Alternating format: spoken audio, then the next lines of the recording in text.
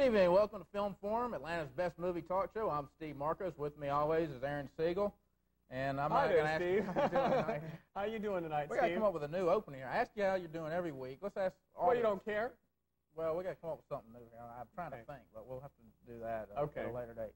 Anyway, like I said, we're Atlanta's best movie talk show. We review a couple movies each week, and this week is no different. Aaron, what we got for the people out there in TV land tonight? Well, this week, Steve, we've got Indecent Proposal and The Adventures of Huck Finn. All right, that sounds great. And then right after that, we'll be doing our Critics' Choice. We're doing a little different here tonight. We're going to be telling you our favorite and worst movies of the season. The season started at Christmas time. So all the movies that came out at Christmas to now, our favorite 5 and worst 5. And then after that, we have a very special guest, Aaron, who's coming on tonight. Well, tonight, Steve, we've got Tripp Norton. He's an independent filmmaker. All right, sounds good. You need to stick around for this, and we might as well get started. Aaron, what do you want to start reviewing with first here? Okay. I want to first start reviewing Indecent Proposal. Am I getting tongue-tied or what? Indecent Proposal is directed by Adrian Lyne and stars Woody Harrelson, Demi Moore, and Robert Redford. Woody Harrelson and Demi Moore star as David and Diana, and they are respectively an architect and a real estate agent. Well, they've just purchased some property, and they run out of money because David's business has gone down the tubes because of the recession, and so they have to make their payments. So they go to Las Vegas. They meet up with Robert Redford, who gives them an offer that they really can't refuse. What I'd like to do now is show you a scene from Indecent Proposal. This is with Woody Harrelson, Robert Redford, and Demi Moore. And here's the scene. But you have something that I just don't have. Well, I guess there's limits to what money can buy. Not many. Well, some things aren't for sale. Such as? Well, you can't buy people. That's naive, Diana. I buy people every day. Oh, well, in business maybe, but not when real emotions are involved. So what are you saying? You can't buy love? That's a bit of a cliche, don't you think? It's absolutely true. Is it? What do you think? I agree with Diana. You do? Well, let's test the cliche. Suppose I were to offer you $1 million for one night with your wife.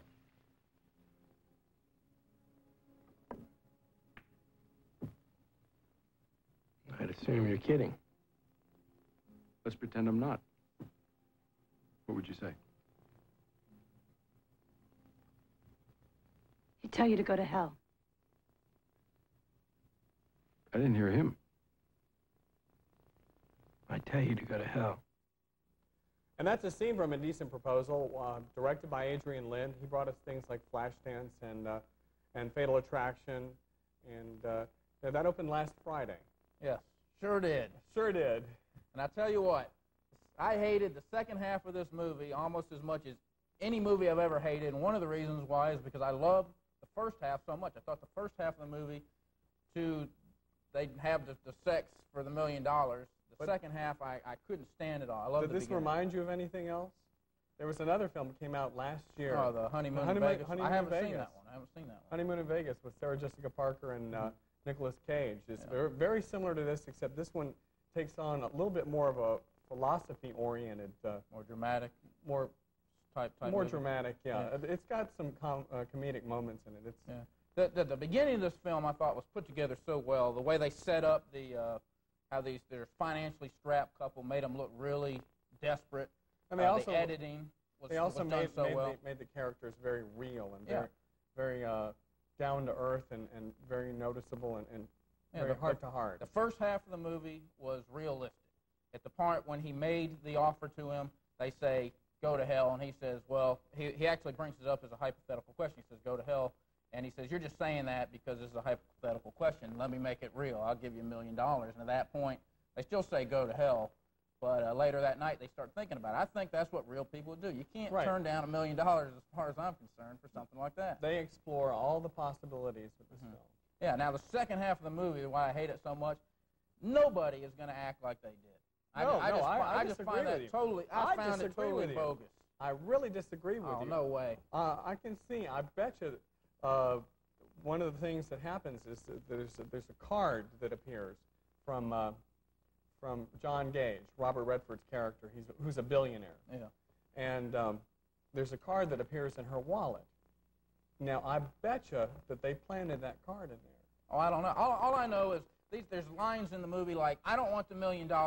You take it. No, I don't want it. I mean, who in the hell in their right mind is gonna be acting like this? I've seen people that have they were get in caught love, though. Yeah, I mean, there's people that get caught cheating on each other that don't have a worse relationship than these people. These people just got $1 million.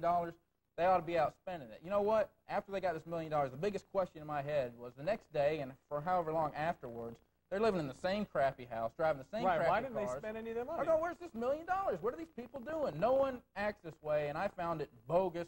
It's very similar to these slasher movies where you knock the slasher down. Instead of picking up the knife and killing him, you do the stupid things. These people, I mean, he gives away the $1 million, just bids it on a hippopotamus to show how much he doesn't want the $1 million. I just found it completely asinine.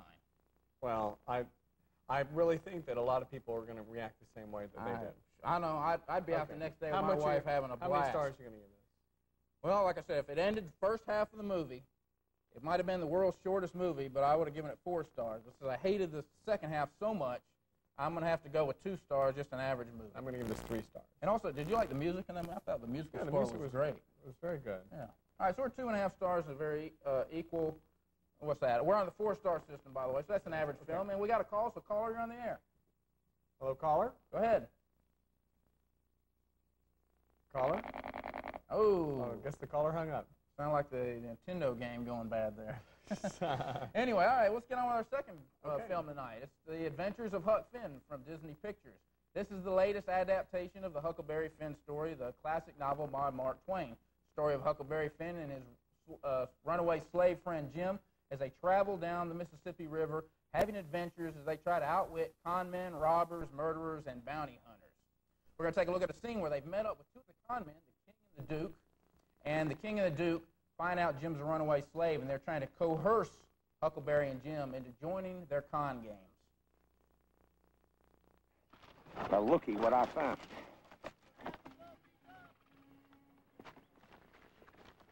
So you're just heading for your Uncle Billy's plantation, huh? Now, wait a minute. You're a runaway murdering slave's what you are. I think maybe I'll just collect our reward. He only murdered me. Now, look, we ain't exactly the type to turn others into the law. No, as a matter of fact, we stay as far away from the law as humanly possible. So if you two just, listen up and shut up and do as you're told. And wait on us hand and foot. Yeah, be real nice to us. We won't say a word. You step out of line. Try and run.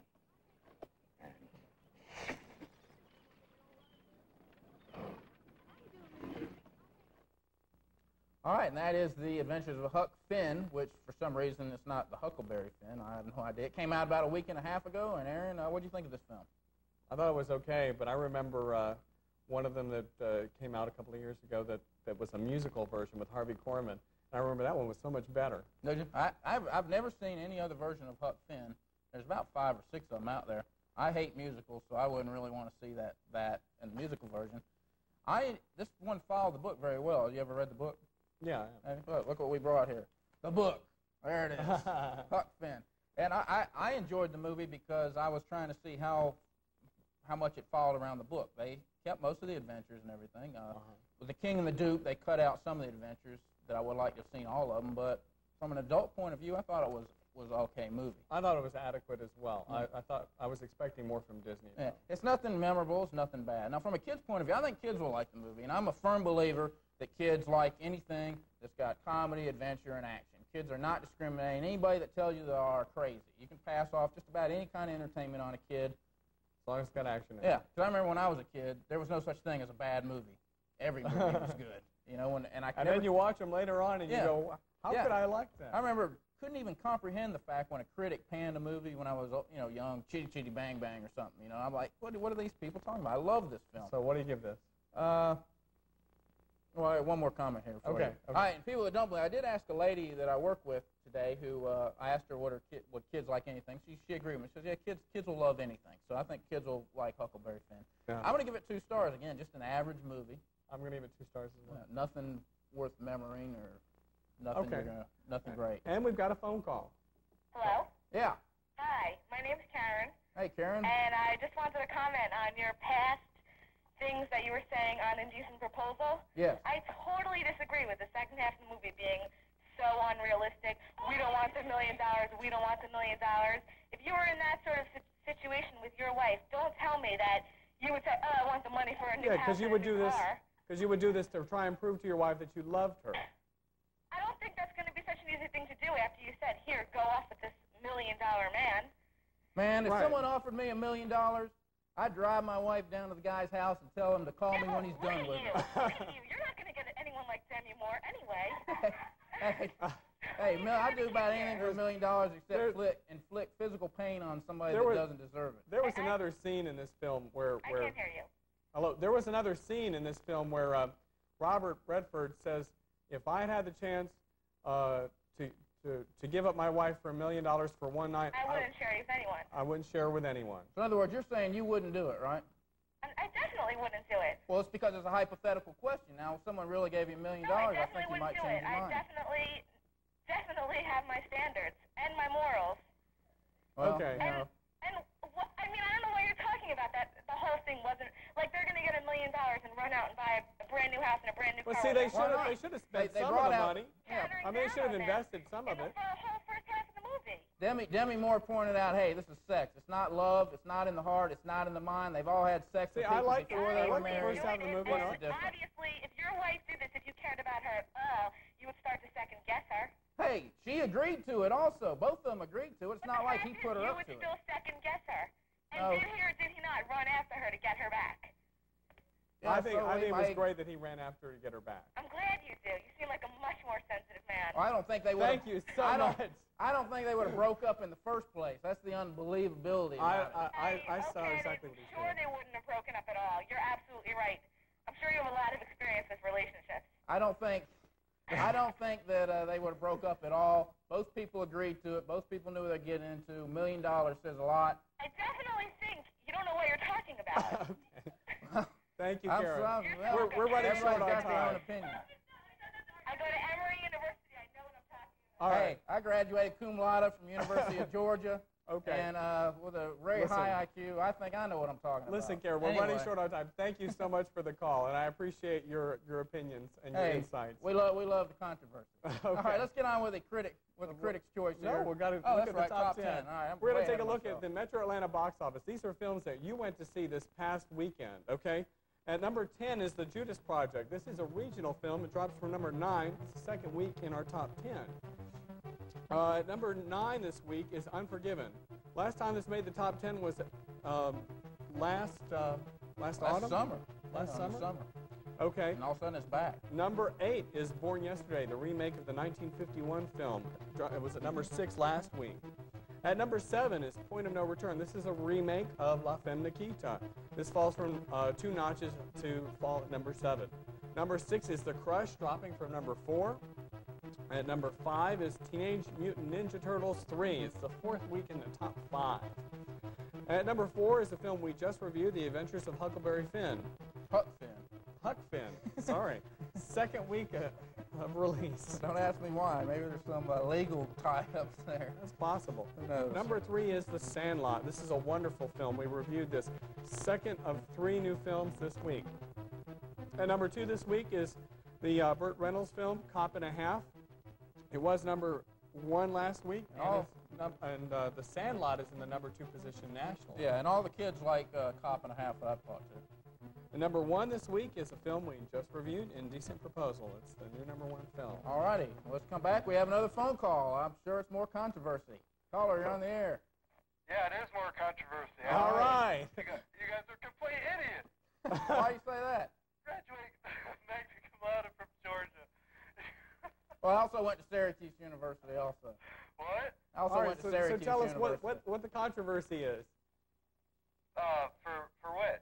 So, well, you called up to say that we were because I went complete to idiots. University You don't of have Georgia? anything to say? I do agree with you guys on the indecent proposal with the, Do you agree with Steve or with me? No. Neither one? huh? Did you like the film or not? Yeah, I liked it. Would you do it for $1 million? Of course. Well, of course. That's what I say. Okay. All righty. More Thanks very controversy. much. All righty. Okay. God, guys, all this University of Georgia, that's what he's calling up for. All right, let's get on with the Critics' Choice here. This, like I said, this week we're going to tell you our favorite 5 and our favorite most hate, if that means anything to you. Our worst 5. Worst 5. Aaron, what's your worst 5 of the season? My worst 5 films. This wasn't difficult at all. My number 5 worst film. This means the film that I hated the least, or considered the least worst, was Body of Evidence. This was a very disappointing role for Madonna. Nothing really happened in the film. You really didn't care about the characters. Number 5 worst film. Number 4, The Crush. Everything almost happened in this film, but nothing really did happen. So, I mean, there was really nothing to it. Nobody died, so there was no point to it. Number 3 is Fire in the Sky. Same story. Nothing happened. Nobody died. The guy's taken aboard a spaceship. Nothing happens. It's like it's a waste of your time. Number 2 film, The Temp. Things happen, but nobody cares. Okay? And my number 1 worst film is Army of Darkness. I really didn't care about the characters. I really didn't care about the situations that happened. Then again, that's my opinion. Steve, your worst 5. All right, my worst 5. Number 5 is Mad Dog and Glory. Now, Mad Dog is a sarcastic nickname given to the boring character that Robert De Niro plays, and I think he played the role too well because the guy's so boring, I could care less about him. And the usual beautiful Uma Thurman looks like hell in this movie, and Bill Murray is a gangster who wants to be a stand-up comic. Give me a break. Number 4, Hoffa. It's not what's on the screen that makes this bad. It's what's not on the screen. It's like the best of Jimmy Hoffa. In most movies about a famous person, you want to know how they got there. This isn't shown. How they get to be famous is what's interesting. Number 3, Body of Evidence, is my 3rd worst film. The filmmakers have insulted my intelligence by believing that I'm going to run out to the movie theater, see Madonna in some bogus softcore sex scenes. I'm not that hard up. Even though we have a few callers out there that may disagree. The Cemetery Club. This film is nothing more than 3 elderly ladies gabbing about stuff that no one in their right mind would care about. And Leap of Faith, any movie that has a sleazy character in it always has a point in which redemption comes. And that's the whole point of a movie like this. In Leap of Faith, the guy is as sleazy at the end as he is at the beginning. You're better off watching Jimmy Swaggart. You know, you may end up costing you more money if you give in and loan him some money, but at least you don't have to go out of the house to the movie theater. And those are my 5 worst. Let's go ahead and take a call. All right, let's take another call there. Hi. Hey. Hi. Just calling about the first guys there, your worst 5 movies. Yes. I don't understand why you have Army of Darkness on there. I'm not into the Army of Darkness. See, well, that's the whole thing. Army of Darkness, it was directed by Sam Raimi and is by the Coen brothers. It has nothing to do with, like, the typical slasher movie. I mean, actually, it's making fun of typical slasher movies. Right, but I just felt it was a waste of my time. It's my opinion. I really don't. Okay, that's fine. It's just there's been a lot of negative reviews about it. I can understand. I enjoyed it. Okay, thank you, I thought Colin. the film was all right. I mean, nothing great. Okay. All right, let's get on with our favorite 5. Maybe someone might agree with us somewhere along the line tonight. All right, Aaron, what's your favorite 5? Our favorite 5. My 5th favorite is Matinee, the John Goodman film, the coming-of-age film for the young teenager back during the Cuban Missile Crisis. That's my number 5 film. Number 4 is Scent of a Woman, Academy Award for Al Pacino. Great performances by everybody. It's a good feel-good film. Number 3 is Groundhog Day.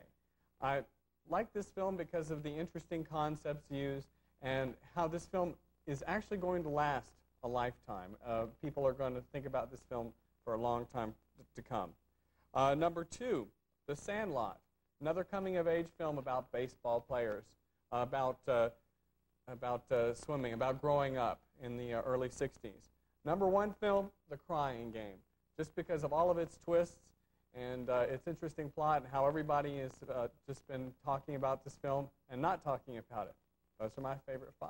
All right, and my favorite 5, number 5 would be The Vanishing. This is not a movie that's meant to be enjoyable, but rather designed to give you insight into what it's like to have a loved one disappear. It does a wonderful job in conveying the horrible feeling of not knowing what has happened. And but the good thing about it, it's only a movie, so you really don't have to live it. My number 4 is Trespass. Now, the characters may be paper thin, and there might not be much of a plot, but this is a hell of an action movie. After the first 15 minutes, there's probably not a scene in the movie where someone's not getting shot at or getting chased. So leave your brain at home and come on out and enjoy the excitement. Number 3, The Crying Game. I liked it because I've never been led so far astray in a movie.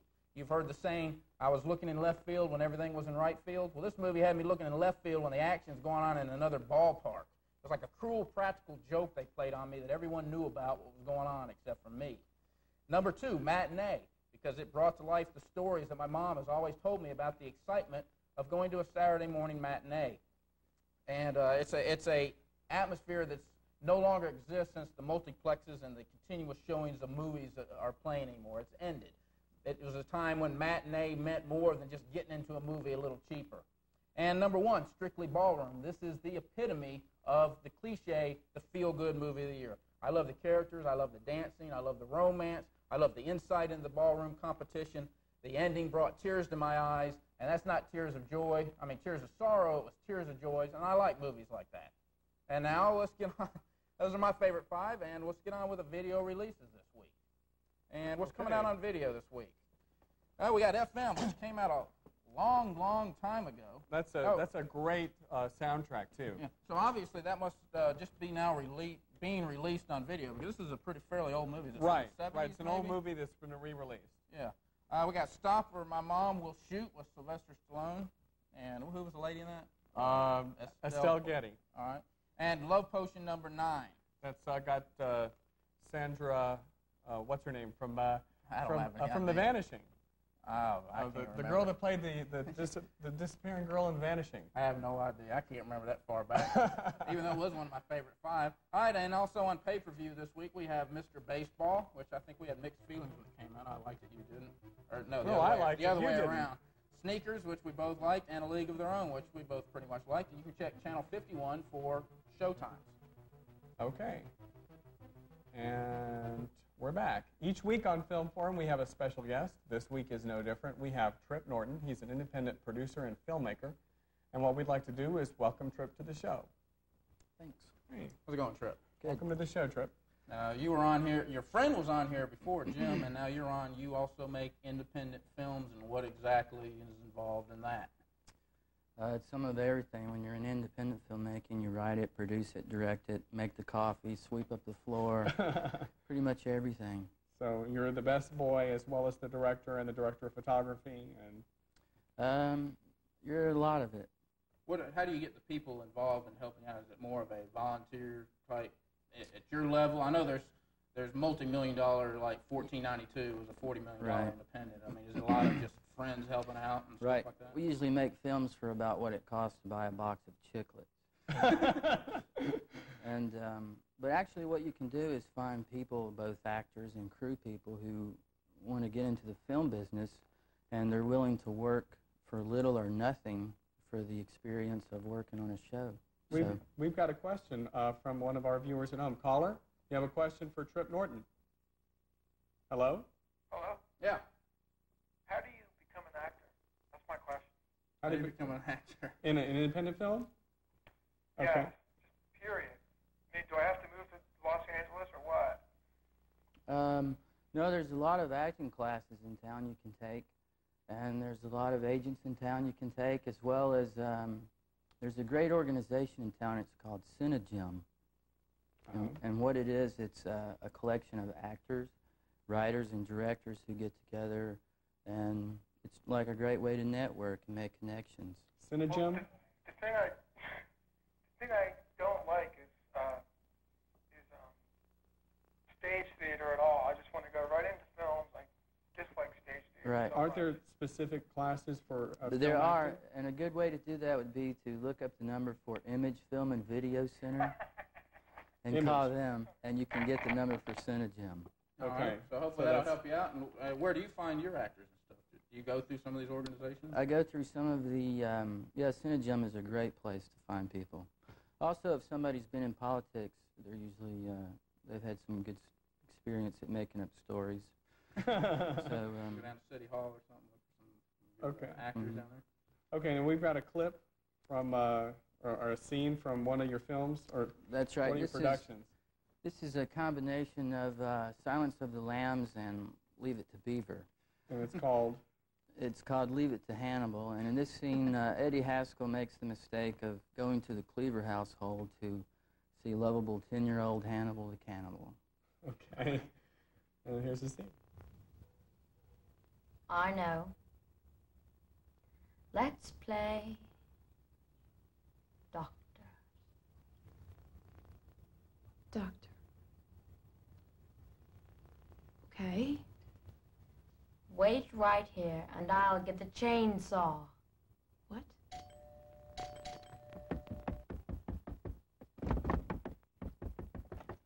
I forgot my baseball glove.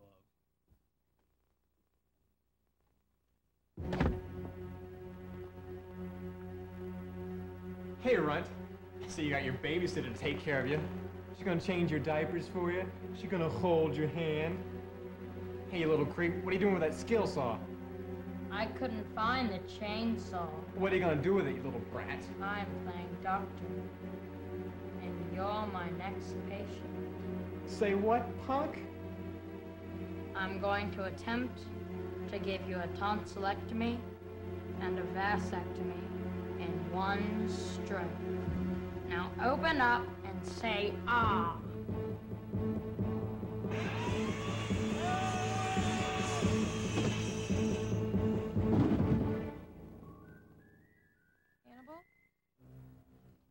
Okay, that's a scene from Leave It to Hannibal. This is an independent production that Tripp Norton did. And obviously serious work. Okay, we've got a call for you, Tripp. Go ahead, caller, you're on the air. Caller? Hello? Yeah. Hey, that was a really great scene. I was wondering, except for what we just saw right there on your show, what would another vehicle be where that would be shown? Actually, it's been sent to a distributor that handles short films, and so hopefully it's going to make it on the cable TV. I mean, probably not HBO or Showtime. Right, you know, they have shorts before their features. Like Jim's Call Waiting made it on Right. Showtime. So hopefully that'll be an outlet for it. Also, what's the movie poster behind you to the left with the thing in the hand? What movie is that? Leap of Faith. Yeah. Leap of Faith? Leap of Faith with Steve Martin. My favorite word. Okay. What'd you say? Didn't that movie suck real bad? Steve didn't like it. I liked it. Worst movie of the season. All right. Terrible poster, too. Huh? Okay. Terrible poster. It's a great poster. Poster's better than the movie. Okay, thank you. All right, thanks. See ya. All right. That's all the time we've got for this installment of Film Forum. Join us next Wednesday when we'll have 2 feature releases, special Critics' Choice, and a special guest involved in the film industry. That's next week on Film Forum. See you next Wednesday. Okay.